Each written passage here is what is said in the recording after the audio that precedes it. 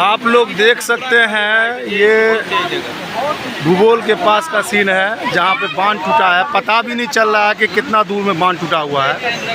ये गाछ का आखिरी स्टेज पर गाछ है। आप देख सकते हैं यहाँ पर कितना करेंट है। ये कितना करेंट है आप देख सकते हैं आप लोग। कितना बुरा हालत बना हुआ है।